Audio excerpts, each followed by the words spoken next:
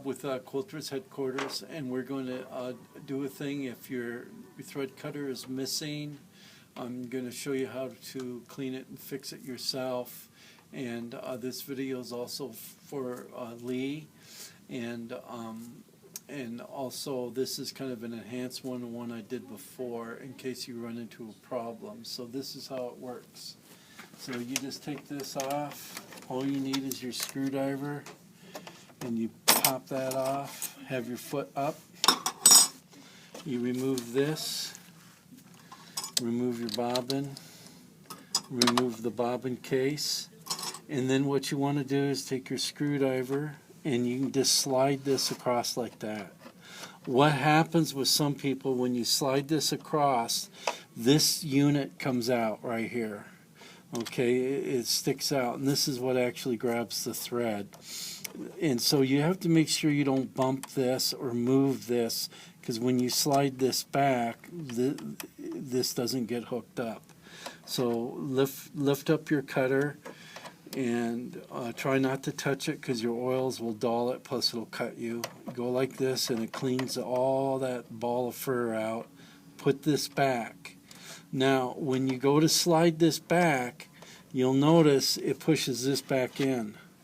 Okay, if you move that, it won't go back in, and it comes out.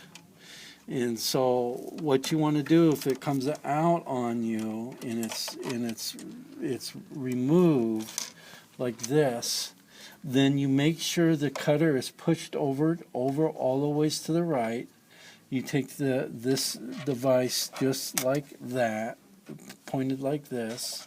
You can only put it in one way, and you just put it back down inside of here like this with it sticking out. You can see where it hooks the thread right here, and it's sticking out. Then you watch it as you pull this back. It's going to grab it and pull it in, and that means you have it in the proper place. Then you just take this this opening goes this way, and then I move this to make sure I have it in there correctly, properly.